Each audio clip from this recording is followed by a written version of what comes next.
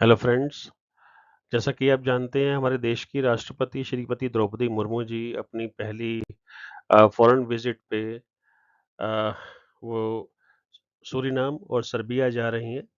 Suriname में वो एक कॉन्फ्रेंस में पार्टिसिपेट करेगी और वो कॉन्फ्रेंस जो है इंडियन ओरिजिन के लोगों के वहाँ पहुँचने की 150th 150वीं वर्षगांठ के रूप में मनाई जा रही है और इस अवसर का अपना एक अलग सिग्निफिकेंस है। जैसा कि आप जानते हैं कि सूरीनाम में मोर देन 35% जो पॉपुलेशन है वो इंडियन ओरिजिन की है। उन्हें वहाँ गिरमिटिया कहा जाता है। अब ये गिरमिटिया कौन है और ये नाम कैसे पड़ा और उनकी क्या हिस्ट्री है, आज हम वो जानेंगे और ये आपको प्री और मेंस दोनों में और डिफरेंट कॉम्पिटिटिव एग्जाम्स में काम आ सकता है। जो गिरमिटिया वर्ड है, जो इसका ओरिजिन है, बेसिकली इनको गिरमिटिया भी कहते हैं और जहाजी भी कहते हैं जो शिप से दूसरे कंट्रीज में गए थे। एक्चुअली गिरमिटिया जो वर्ड है वो ग्रिमिट यानी ग्रीमेंट, ग्रीमेंट यानी एग्रीमेंट, यानी ये एग्रीमेंट से डिस्टॉर्ट होता होता एग्रीमेंट से ग्रीमेंट, ग्रीमेंट से ग्रिमिट, ग्रिमिट से ग्रिमिटिया वर्ड बना है और इसे काफ़ी बड़े स्केल पे यूज़ किया था महात्मा गांधी जी ने जब वो साउथ अफ्रीका में थे। एक्चुअली हुआ क्या था, जैसा कि आप जानते हैं कि जो ये वेस्टर्न कंट्रीज़ हैं, यूरोपियन कंट्रीज़ हैं, इनके यहाँ चीनी जो बनती है वो शुगर बीट से यानी चुकंदर से बनती है, पहले बनती थी। तो चुकंदर में इतनी सुक्रोज़ नहीं होती है कि चीनी जो है बहुत मीठी हो सके। तो जब वो और वहाँ पे गन्ना हो भी नहीं सकता उनके क्लाइमेट के हिसाब से, उनकी ज्योग्राफिकल कंडीशन के हिसाब से क्योंकि वहाँ बहुत ठंड पड़ती है। तो जब ये यूरोपियंस इंडिया आए, ब्रिटिश इंडिया आए, डच लोग इंडिया में आए तो इन्होंने देखा कि हम यहाँ गन्ना उगाते हैं और गन्ने से जो जो गुड़ है, जो चीनी बनती है, शक्कर बनती है, वो बहुत मीठी होती है चुकंदर के कंपैरिज़न में। तो जहाँ-जहाँ डच, फ्रेंच और ब्रिटिश लोगों की ट्रॉपिक्स एंड सब ट्रॉपिक कंडीशन वाले एरियाज़ में कॉलोनीज़ थी, उन-उन जगह पे उन लोगों ने शुगर केन को उगाना शुरू किया ताकि शुगर केन से चीनी बना के वो बाकी यूरोपियन कंट्रीज में और पूरे वर्ल्ड को वो एक्सपोर्ट करके बहुत पैसा कमा सकें। अब हुआ क्या था कि जो शुगर केन होती है वो लेबर इंटेंसिव होती है, उसको काटने की लेबर बहुत चाहिए होती है और 19th सेंचुरी के मिड में जब अमेरिका में सिविल वॉर खत्म हो गई थी तो अब्राहम लिंकन ने स्लेवरी खत्म कर दी थी। उसके बाद कई यूरोपियन कंट्री स्लेवरी खत्म हो गई और अब जो स्लेव्स थे पहले तो वो फ्री में काम करते थे, तो कंपनीज़ को लेबर फ्री में मिल जाया करती थी।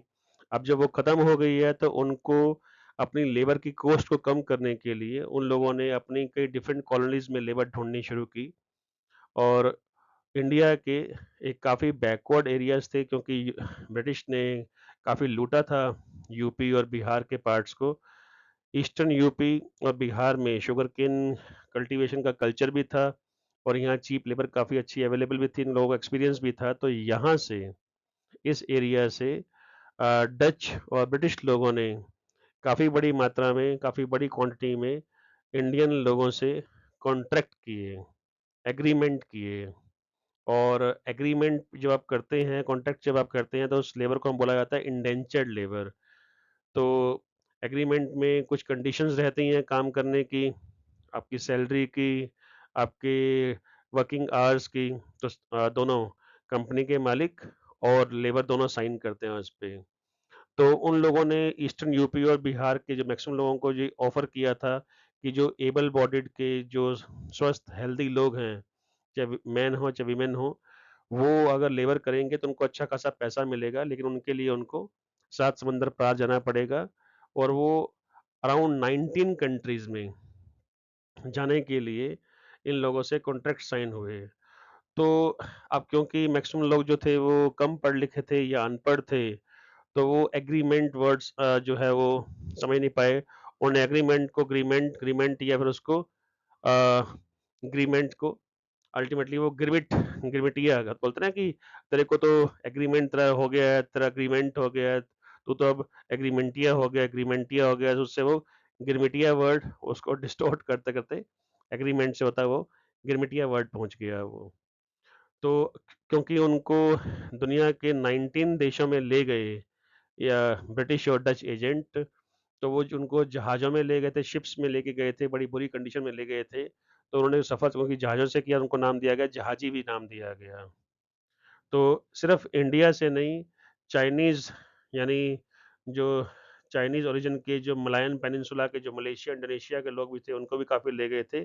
लेकिन जो इंडिया से मैक्सिमम जो लोग गए थे, वो ईस्टर्न यूपी और बिहार से गए, जो भोजपुरी लैंग्वेज बोलते थे।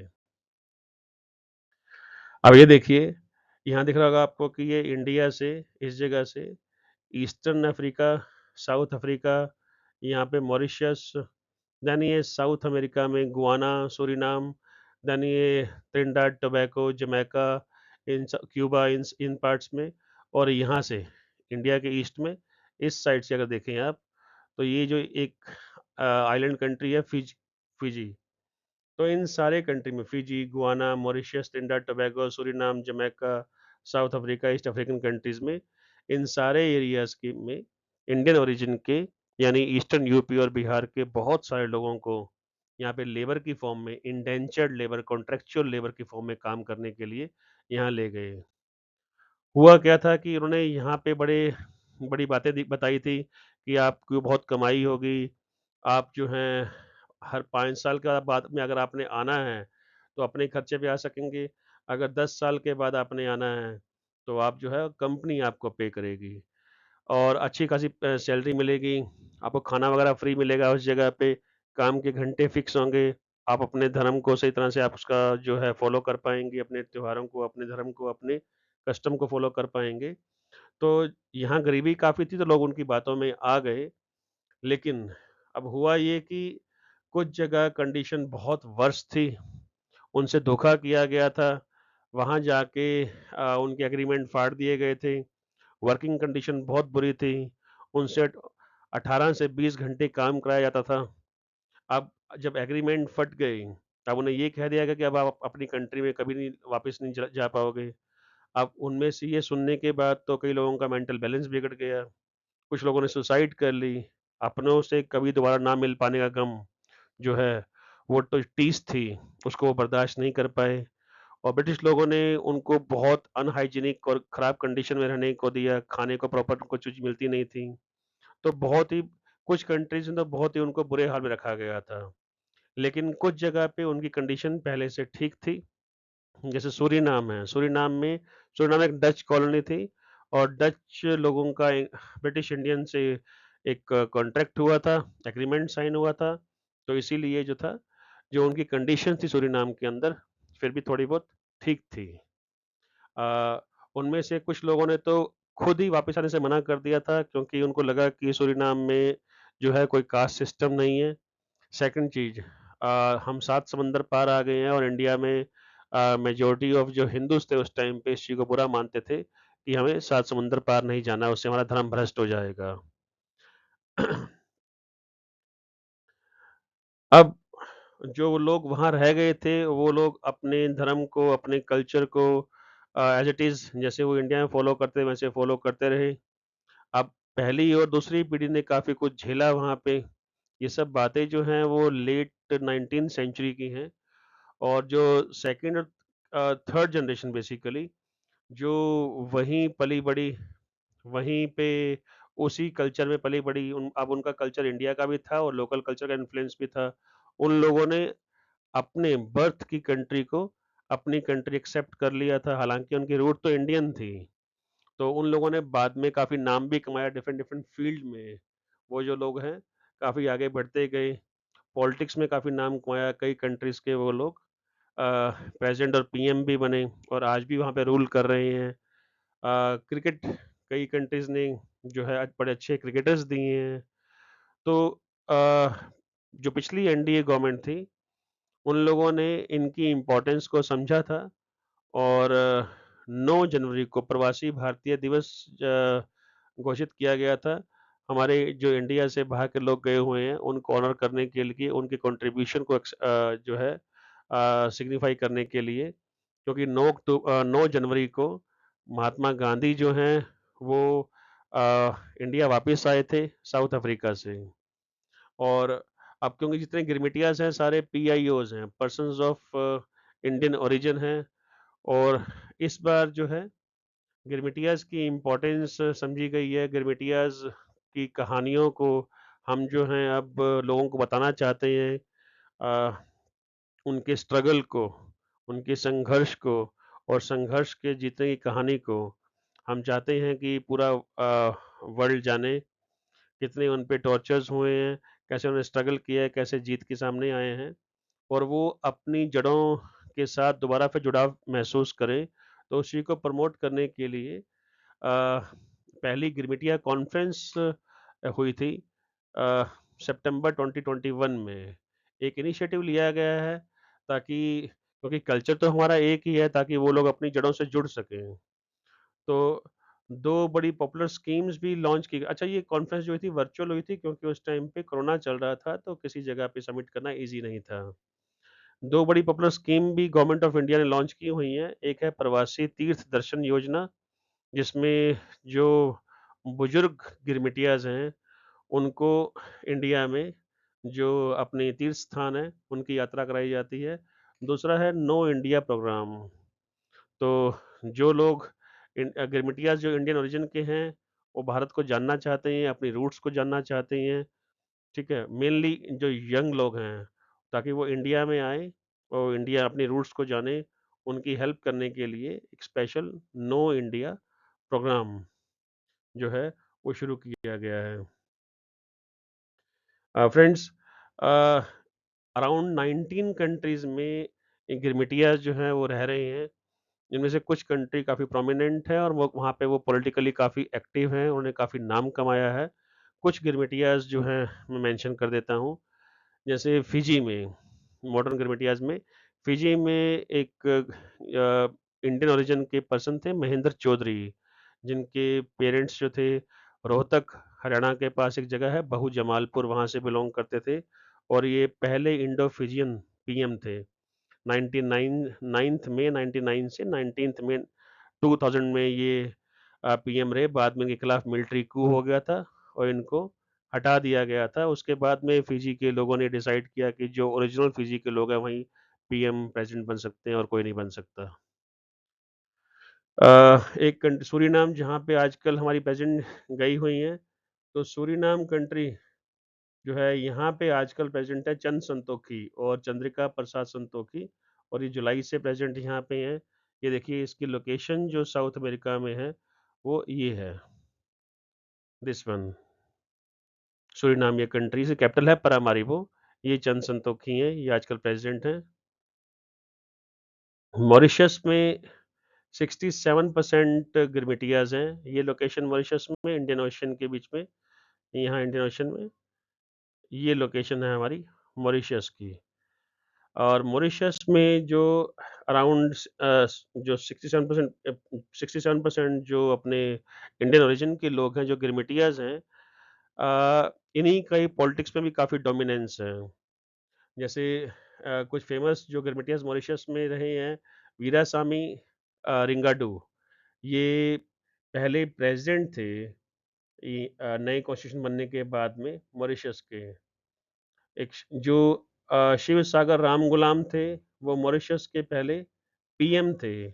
1962 में मॉरिशस को इंडिपेंडेंस मिली थी, तो राम गुलाम जी पहले पीएम बने मॉरिशस के और बाद में जब कॉन्स्टिट्यूशन चेंज हुआ था, उसमें प्रेज़िडेंट वाली पोस्ट भी आई थी, जैसे इंडिया में होता है वैसे हुआ कि प्रेज़िडेंट एक नॉमिनल सा हेड रहेगा। तो उसमें जो फर्स्ट प्रेज़िडेंट बने थे वो वीरासामी रिंगाडो थे। फिर नवीन चंद्र राम गुलाम पीएम बने, ये नवीन चंद्र राम गुलाम हैं। फिर अनिरुद्ध जगन्नाथ बने पीएम और आजकल अनिरुद्ध जगन्नाथ के जो बेटे हैं प्रविंद जगन्नाथ, वो रूल कर रहे हैं, वो पीएम हैं मॉरिशस के।